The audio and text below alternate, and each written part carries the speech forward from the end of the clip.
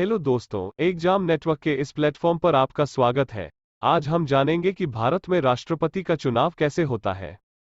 भारत में राष्ट्रपति का चुनाव आम जनता के वोटों से तय नहीं होता। संविधान में इसका अलग से नियम बनाया गया है। हमारा संविधान पूरे विश्व के तमाम संविधानों से मिला जुलाकर बनाया गया है। हमारे यहाँ प्रधानमंत्री सर्वोच्च पावर रखता है, जो कि हमने ब्रिटेन के पार्लियामेंट्री सिस्टम से लिया है। वहीं अमेरिका में राष्ट्रपति सर्वसेवा होता है। ऐसे ही तमाम देशों का अपना अपना संविधान है। बाकी चुनावों की तरह भारत में राष्ट्रपति चुनाव इलेक्शन कमीशन की देखरेख में ही होता है। भारत में राष्ट्रपति के चुनाव की प्रक्रिया थोड़ी जटिल होती है। हम यहाँ पर आपको आसान तरीके से बताएंगे कि आखिरकार भारत में राष्ट्रपति चुनाव कैसे होता है। भारत में राष्ट्रपति का चुनाव सीधे जनता के वोटों से तय नहीं होता, बल्कि जनता जिनको चुनती है उनके वोटों से राष्ट्रपति चुना जाता है। इसीलिए इसको अप्रत्यक्ष निर्वाचन कहते हैं। यहां आपको फिर से क्लियर कर दें, सिर्फ वो ही राष्ट्रपति चुनाव में मतदान कर सकता है जिसका चुनाव जनता करती है, यानी कि सांसद और विधायक। राष्ट्रपति चुनाव में संसद में नामित सदस्य और विधान परिषदों के सदस्य वोट नहीं डाल सकते हैं, क्योंकि ये जनता द्वारा सीधे नहीं चुने जाते हैं। प्रेसिडेंट का चुनाव एक निर्वाचक मंडल यानी इलेक्टोरल कॉलेज करता है। संविधान के आर्टिकल 54 में इसका उल्लेख है, यानी जनता अपने प्रेसिडेंट का चुनाव सीधे नहीं करती, बल्कि उसके वोट से चुने गए लोग करते हैं। यह है अप्रत्यक्ष निर्वाचन। इस चुनाव में सभी प्रदेशों की विधानसभाओं के इलेक्टेड मेंबर और लोकसभा तथा राज्यसभा में चुनकर आए सांसद वोट डालते हैं। प्रेसिडेंट की ओर से संसद में नॉमिनेटेड मेंबर वोट नहीं डाल सकते। राज्यों की विधान परिषदों के सदस्यों को भी वोटिंग का अधिकार नहीं है, क्योंकि वे जनता द्वारा चुने गए सदस्य नहीं होते। इस चुनाव में एक खास तरीके से वोटिंग होती है, जिसे सिंगल ट्रांसफरेबल वोट सिस्टम कहते हैं। यानी वोटर एक ही वोट देता है, लेकिन वो तमाम कैंडिडेट्स में से अपनी प्रायोरिटी तय कर देता है। यानी वो बैलेट पेपर पर बता देता है कि उसकी पहली पसंद कौन है और दूसरी, तीसरी कौन।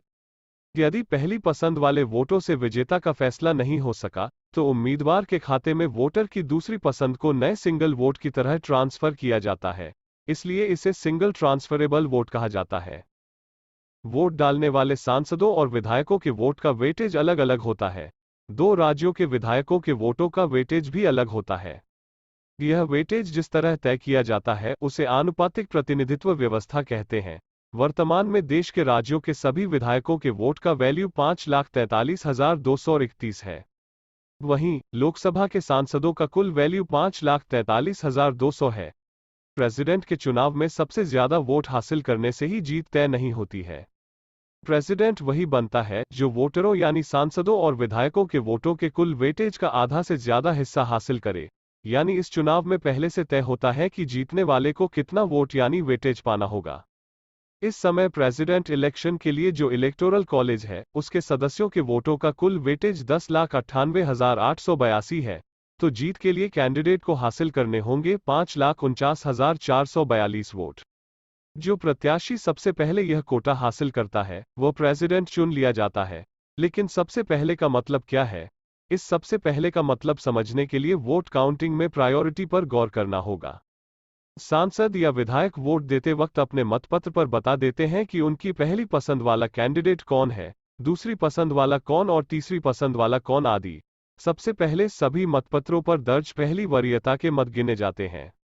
यदि इस पहली गिनती में ही कोई कैंडिडेट जीत के लिए जरूरी वेटेज का कोटा हासिल कर ले, तो उसकी जीत हो गई। लेकिन अगर ऐसा न हो सका, तो फिर एक और कदम उठाया जाता है।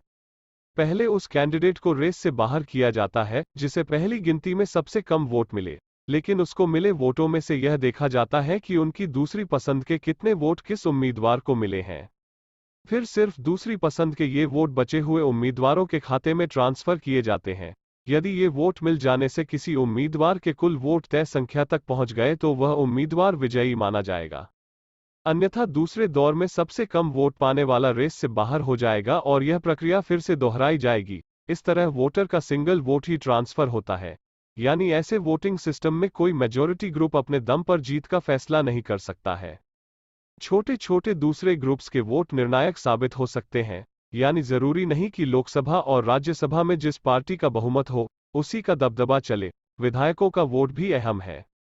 सेकंड प्रायोरिटी के वोट ट्रांसफर होने के बाद सबसे कम वोट वाले कैंडिडेट को बाहर करने की नौबत आने पर अगर दो कैंडिडेट्स को सबसे कम वोट मिले हो तो बाहर उसे किया जाता है जिसके फर्स्ट प्रायोरिटी वाले वोट कम हो।